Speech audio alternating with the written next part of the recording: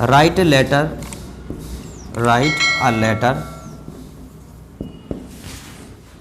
Ink by with या in, क्या आएगा इसमें भाई? Write a letter ink by ink with ink in ink. जल्दी बोलो, जल्दी जल्दी, come on. Write a letter with ink नहीं होगा, write a letter in ink. अब ऐसा क्यों होगा? तो भैया याद कर लो, गांठ मान लो कि ये फ्रेज है, इन इंक ही होता है ना, बाय इंक नहीं होता। बेसिकली लगता है कि यार इन इंक होगा, ठीक है। जैसे कि शिवम है, शिवम की पिटाई करवा रहे अपन, Shivam is beaten by, Shivam is beaten sticks. Stick मतलब होता है डंडी या छड़ी, शिवम को डंडी से पीटा जाता है। अब बताओ बाय विथ इन क्या होगा? क्या होगा?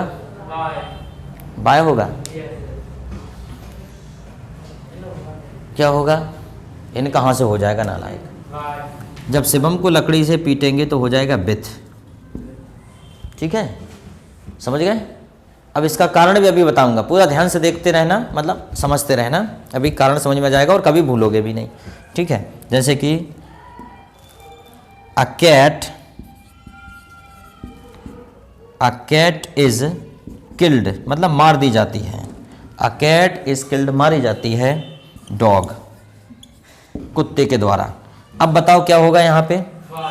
क्या होगा? वाई, वेरी गुड, बाय, ठीक है। A cat is killed by dog, मतलब जैसे कि हम पे कहते हैं ना, Ravan was killed by Ravan, नहीं, Ravan was killed by Ram, है ना, राम के द्वारा रावण को मारा गया था, ठीक है। मामला क्या है यहाँ पे? सजीव और निर्जीव का मामला है। जब कभी भी कोई काम नॉन लिविंग के द्वारा होगा, निर्जीव के द्वारा होगा तो क्या लगेगा? विथ। और जब भी कोई भी काम सजीव के द्वारा होगा तो क्या लगेगा? बाय, समझ गए?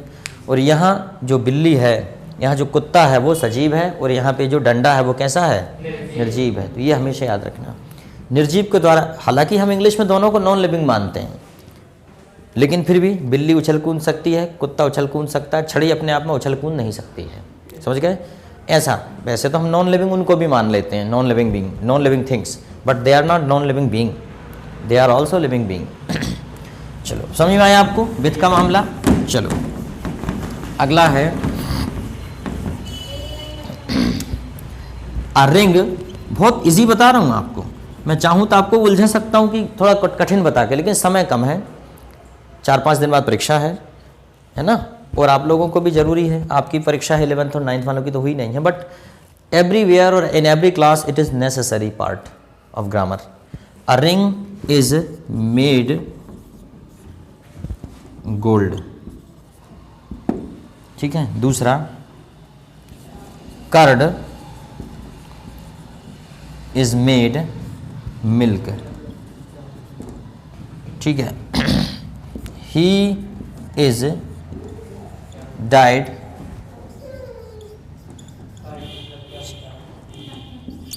चलो इसमें बताओ जरा भाई क्या आएगा?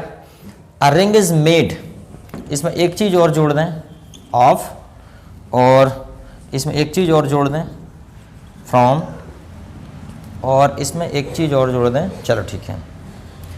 अब बहुत सारे हो गए आपके पास प्रपोजिशन, ठीक है। इसमें से इन हटा सकते हैं, इनका कोई काम नहीं है। विथ, बाय, ऑफ और फ्रॉम का यूज इनमें हो सकता है, ठीक है।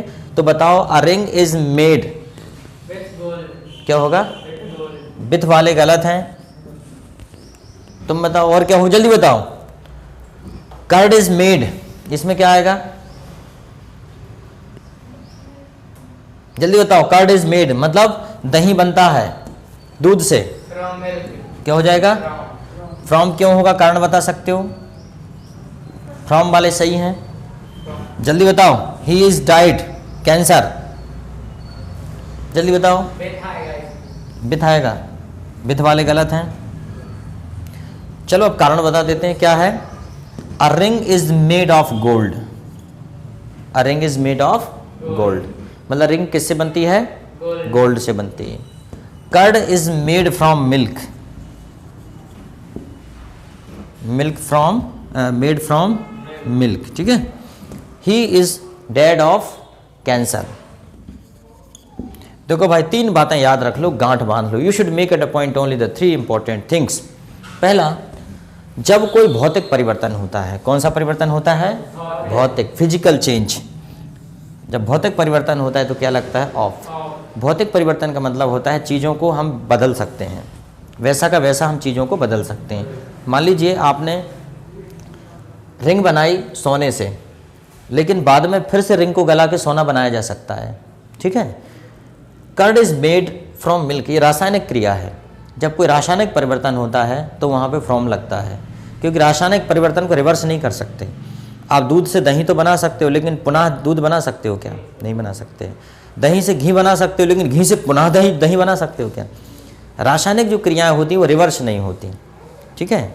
तो यहाँ पे नॉन रिवर्सिबल प्रोसेस है और एक केमिकल रिएक्शन है, इसलिए यहाँ पे क्या आएगा? फ्रॉम। ये याद रखिएगा इस चीज़ को, यही कॉन्सेप्ट है। सेंटेंस इतना लंबा दे दो, चाहे और लंबा दे दो, लेकिन कॉन्सेप्ट एक ही चलेगा। दूसरा, he is dead of cancer. जब भी कोई खून की कमी से, बीमारी से मरता है, बीमारी किसी भी प्रकार की, एनीमिया हो, कैंसर हो, हैज़ा हो, ठीक है, और एनी अदर, टाइफाइड हो, और फॉर एग्जांपल मलेरिया हो, जब भी कोई किसी बीमारी से मरेगा तो वहाँ पे क्या लगेगा? ऑफ लगेगा। समझ गए? बीमारी से मरने में ऑफ का प्रयोग होता है। समझ में आ गया? ये छोटी छोटी चीज़ें हैं, इनको आप सीख लो। ये परीक्षा में मुझे लगता है इनमें से एक आध आ ही जाएगा, ठीक है। बहुत सी चीज़ें यार बड़ी मज़ेदार चीज़ें हैं ग्रामर में पढ़ने के लिए, बशर्ते कि कोई पढ़ना चाहे, ठीक है। ही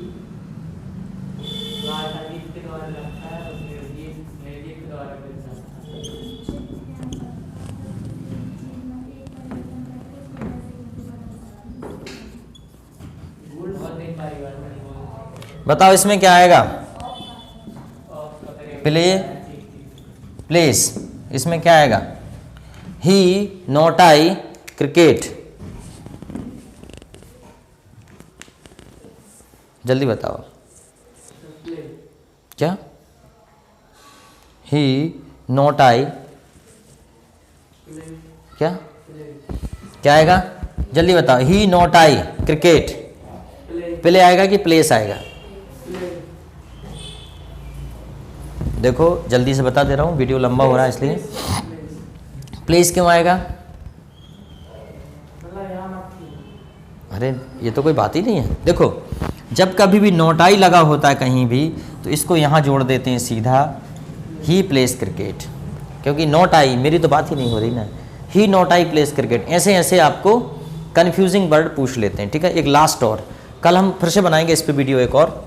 आज लेकिन थोड़ा सा वीडियो, क्योंकि स्टूडेंट कह रहे हैं कि सर आप वीडियो बनाइए, कुछ और हेल्प कीजिए। मैंने उनको सारे वीडियो शेयर कर दिए। मैंने कहा भैया मेरी प्लेलिस्ट में सारे वीडियो डलें कॉम्पिटिटिव एग्जाम प्रिपरेशन, लेकिन वो कह रहे हैं सर इसके अलावा और बताइए, तो और बता दे रहा हूँ, ठीक है, कोई दिक्कत थोड़ी। चलो इसी प्रकार के और एग्जाम्पल हैं, जैसे ही नॉट आई प्लेस क्रिकेट, जैसे कि आइदर, मैं सोच रहा हूँ ये कल करेंगे अपन, है ना, इतना काफ़ी है क्योंकि वीडियो लंबा हो रहा है, इसलिए अगले वीडियो को देखिएगा। अगले वीडियो में सारी चीज़ें बताऊंगा, बताने को बहुत कुछ है। आइदर, नाइदर का प्रयोग, ठीक है, उसके बाद फ्यू का प्रयोग, द फ्यू का प्रयोग, लिटिल का प्रयोग कैसे करना है, ये सारी चीज़ें अपन कर लेंगे, जिससे आपको ईजी पड़ेगा। Thank you very much for today.